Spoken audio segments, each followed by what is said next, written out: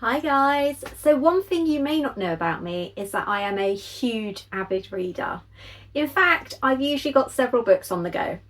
These are the current ones that are on my bedstand that I've been working my way through. This means that bookmarks are something that I go through a lot. I'll either misplace them or they'll be in one of the other 3 books that I'm currently reading. I decided that I wanted to start making my own magnetic bookmarks and cute little double-sided bookmarks with tassels. So I thought it would be a great idea for you to come along to see how they're made. Let's jump in.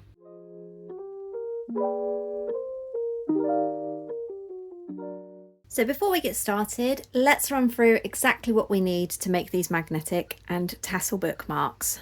First of all, we're going to need some good quality double-sided matte coated paper in either inkjet or laser, depending on what you're going to use. I'm using inkjet, and as usual I'm going to be using paper Cutz as it's the best quality on the market and it's very reasonably priced. The fact that it's 300 GSM is fantastic because it means that your bookmarks will be nice and sturdy. We're also going to need some magnets for the magnetic bookmarks, and these measure approximately 1 millimeter deep by 1 centimeter wide. We're also going to need either a holographic vinyl or a clear vinyl just to protect the bookmarks, the magnetic ones. You're also going to need some type of adhesive for the magnets, either glue dots like I have here or a glue gun if you don't have the extra strong ones. We're going to be using acetate sheets. These are also from Paper Cutz, and these are going to be used for your double-sided ones. Something like either a paper trimmer or a really sharp craft knife and ruler. A hole punch, a single one, either one of these crocodile ones, or you can use these ones here which require force from something such as a hammer. Then either shop bought or embroidery thread so you can make your own tassels.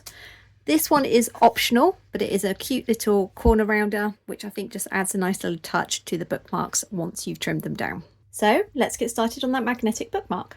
We're going to start in Canva, and I've created a square document that is approximately 15 centimeters by 15 centimeters. Now I'm actually going through Canva's library to try and find some images that I'd like to turn into magnetic bookmarks. Adjusting the background if I'd like to add colour, and now I'm going to download and import into Silhouette Studio. Firstly, I'm making the size correct, and then I'm going to trace around, and from that trace I'm going to create an offset. This is obviously completely optional, but I like the white surround or coloured surround around the graphic. I deleted the graphic just so that I can easily get to the original trace, and then pasted the graphic back in. Next, I've grouped those together, and I'm going to mirror that above and then slightly separate them and add a rounded rectangle in the middle. Once I'm happy with how that's all lined up, I'm going to ungroup all of the images, and then I'm going to weld the trace shapes and the center rounded rectangle.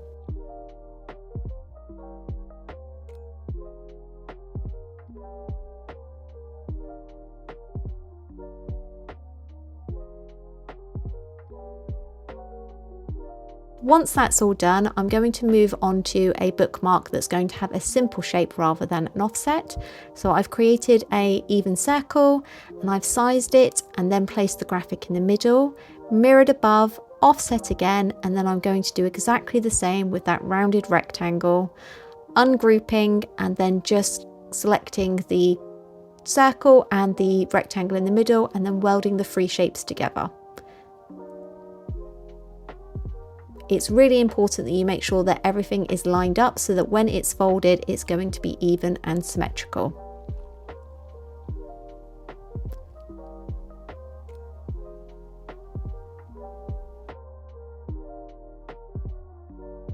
Once that's done, I'm going to move on to printing. So for this, I've used matte cardstock, and the settings are high quality, and obviously make sure that you don't have borderless on, as it will affect how the silhouette reads the registration marks. So I think these have turned out awesome. Obviously, when you're creating your design, you need to make sure that if you're planning to offset, that you've got a shape around it that can easily be flipped. Otherwise, when you fold them, they're not going to line up. So anything with text can be a bit tricky, and you probably want to do a shape rather than an offset. So just bear that in mind when you're designing.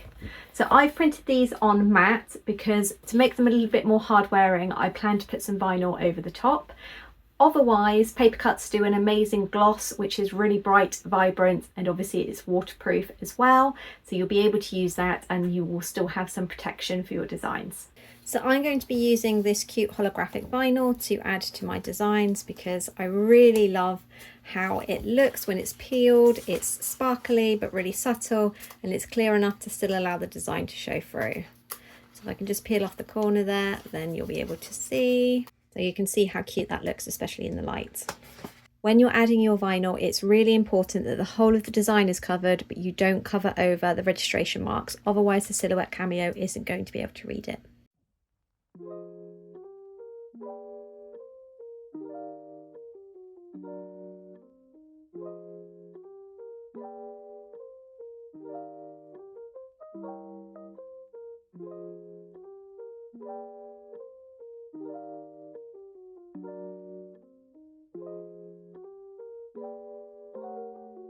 My cut settings were 26 force, blade depth 2, double cut and overcut on. You'll obviously need to have a play around with yours to make sure that it cuts through your vinyl and cardstock.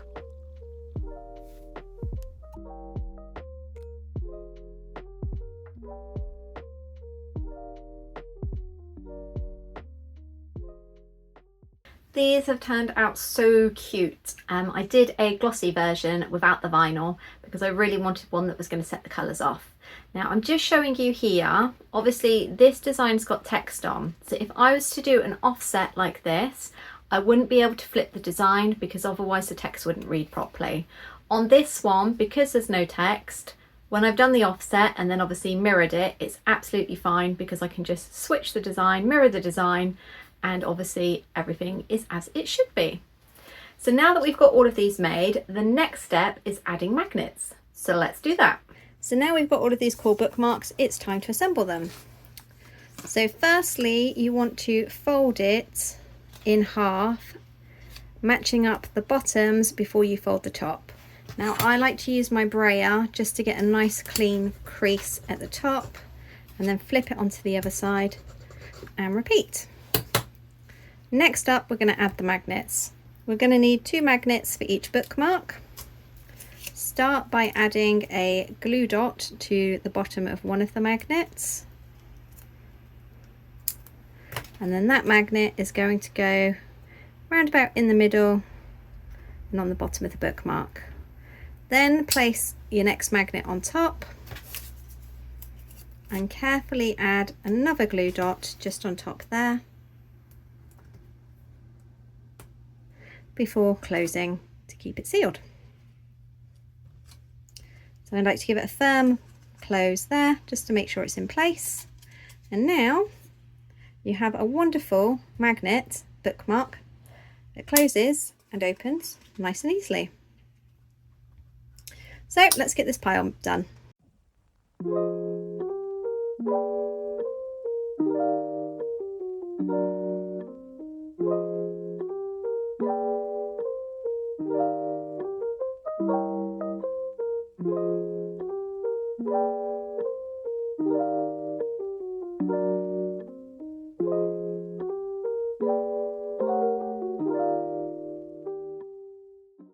I'm more than a little in love with how these turned out. They look super cute.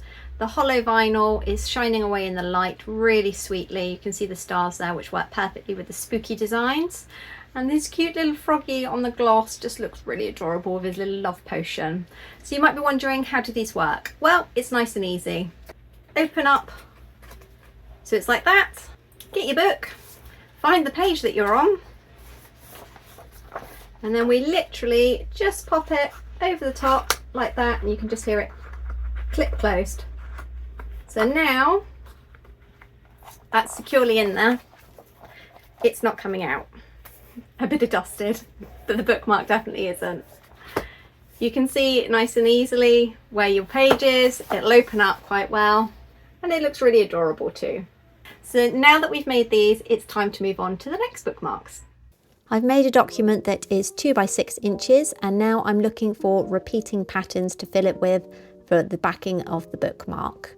You're going to need 2 of each bookmark to create your double-sided design. So have a look through the library and come up with some designs that you quite like.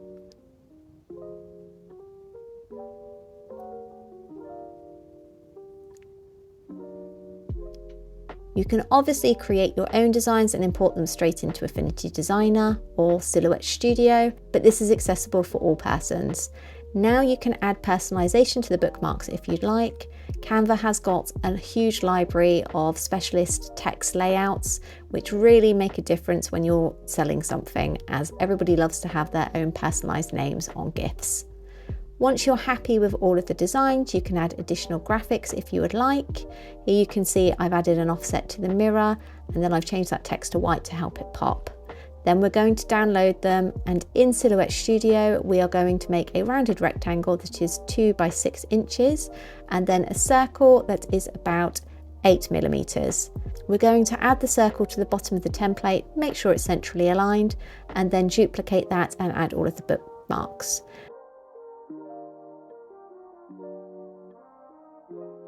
Next, we're printing exactly the same settings as before, so that's cardstock and high quality.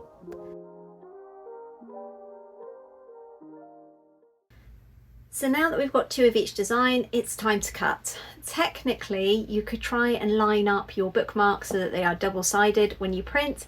However, this is really time consuming and the margin for error is huge. Your printer only needs to take it in a fraction of a millimetre off, and it means that your cuts won't line up, which will then mean that you're going to waste a load of cardstock. Paper cuts is really cost effective, so it technically works out cheaper, even though you're printing twice.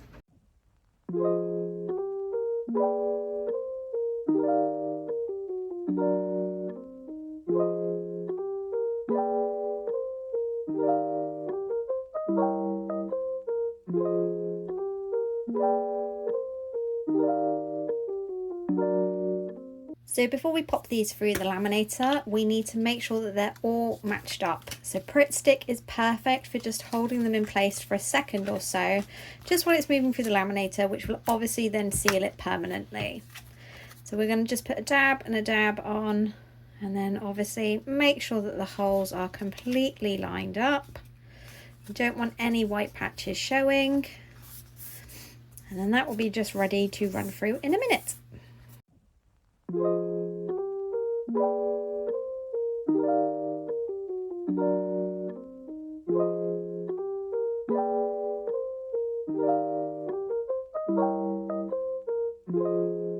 now we're going to pop them in the laminating pouches. You need to make sure that you don't get any dust or debris on the inside, because obviously you don't want that sealed in with your bookmarks.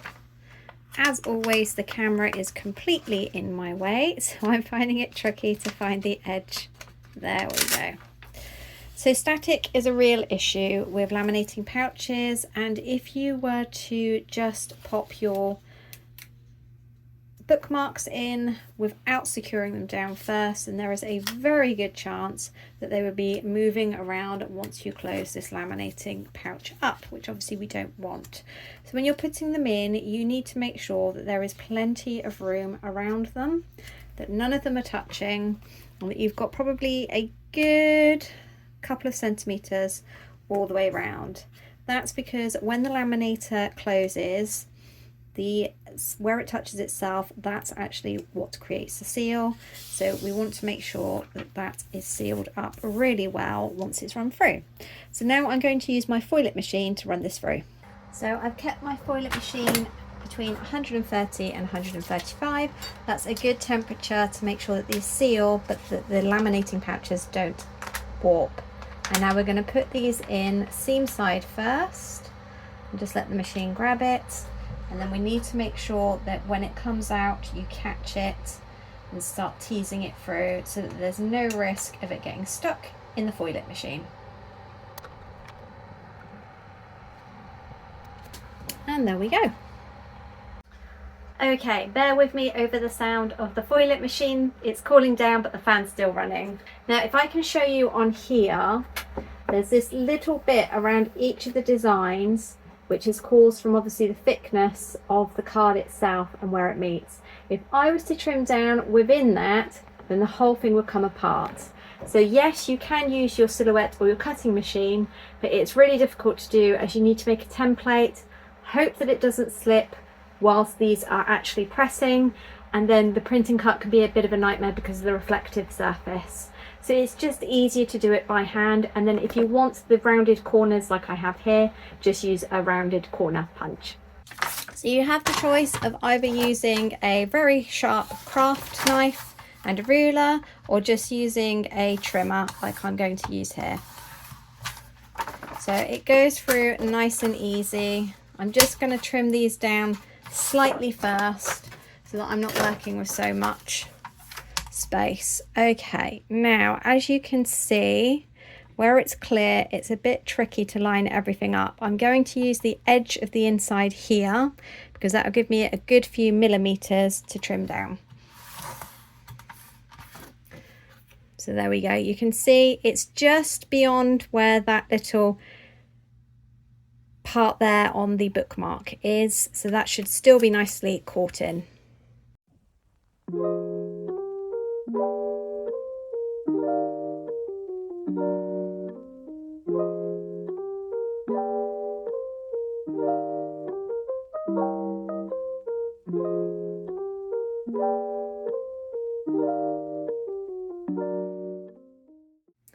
Okay, so we're going to add the hole for the tassel now. We've obviously gone much bigger with this bit here, just so that it can seal itself like we discussed before. But now I'm going to use my single hole punch to just make that hole in the middle so that we can actually thread the tassel through.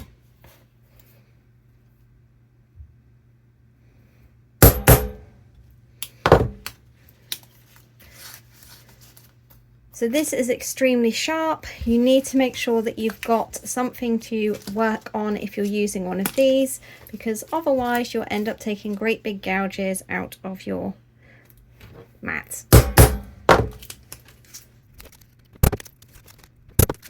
This final step is completely optional, but I really don't like these squared corners here, so I'm going to use my trimmer to just round them off slightly. There we go, 10 mil seems to work the best. It's trial and error, obviously, to find one that you're happy with. This is a We Are Memory Keepers hole punch. I will list it down below.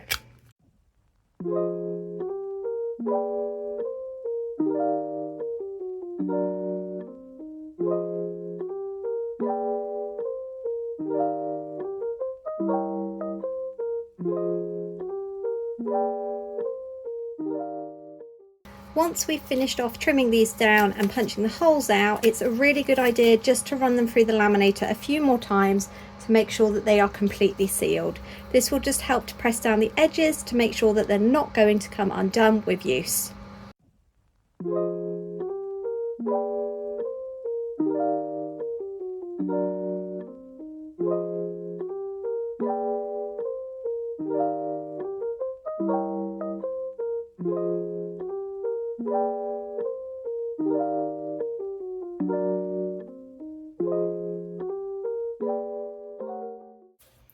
So you can obviously buy your tassels, but I made this one. I'm going to drop the link to the video that I used down below. It's just made out of embroidery thread, as I wanted a really dark purple for a personal design that I'm working on. So obviously if you don't want to include tassels, don't include the hole at the end, but you just need to pop it through the hole that we've punched out there. And then feed it back through itself to secure. Obviously the joys of embroidery thread means that you can get so many different colors. You can again have a look on Amazon to get ready-made tassels. I just really liked this purple here, and I was struggling to find anything that was even close in the ready-made tassels. But there we go. How amazing does that look? Now I just need to make the rest of the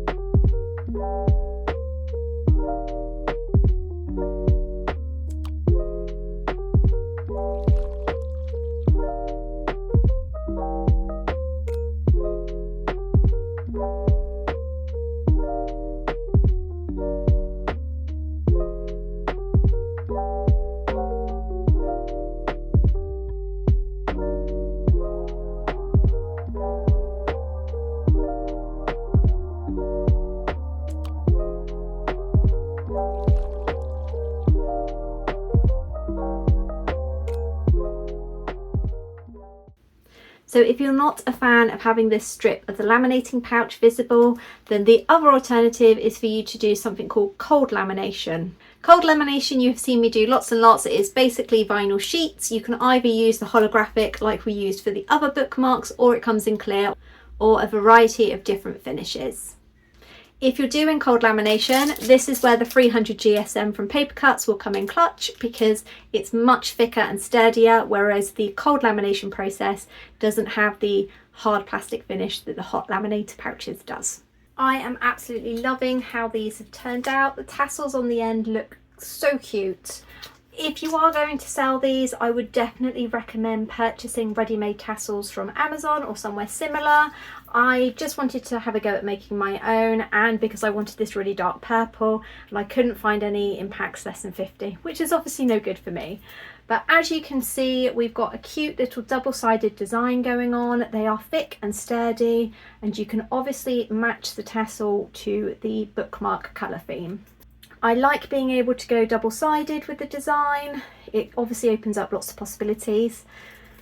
So you can create your own either through illustrating or from Canva. So as I mentioned earlier, I am actually working on my own designs to create these cute little bookmarks. I personally like to illustrate using Procreate. For those of you that don't know, although I use Canva a lot for these videos, when I'm creating my own designs, I like to hand illustrate. But Canva makes it completely accessible for those of you that either can't or don't want to create your own designs. Obviously, creating your own has lots of positives. It will be something that is completely unique, and it will help you to build your fan base of people that really like your art style. As I said right back at the beginning, the most important step when making your own bookmarks is making sure you have got the right kind of cardstock. I am a huge fan of Paper Cutz because they have a range of finishes, including my favourites, which are matte and satin, in a sturdy 300 GSM cardstock. They always print fantastically, they are durable, and they are fade resistant too, which is perfect when you are making items to sell. I'm going to drop links for everything that I have mentioned today down in the description box. Definitely check out Paper Cutz. They have got a great deal on at the moment, where if you spend £29, they've got 10% discount plus free postage. So it is the perfect time to stock up. Regular viewers will know that I have been using Paper Cutz long before they partnered with Chibi Designs, way back in 2013, because I always found their cardstock wonderful to work with. They never let me down, and the customer service is next level. If you've enjoyed today's video, hit the like button. I would really appreciate it if you also subscribe. We are so close to 2,000 followers now, and I would like to say thank you to each and every one of you. It really does mean so much to me. As always, any questions, drop them down below or reach out to me on Instagram and I will be sure to get back to you. Thank you so much for watching, and I will see you next time. Bye!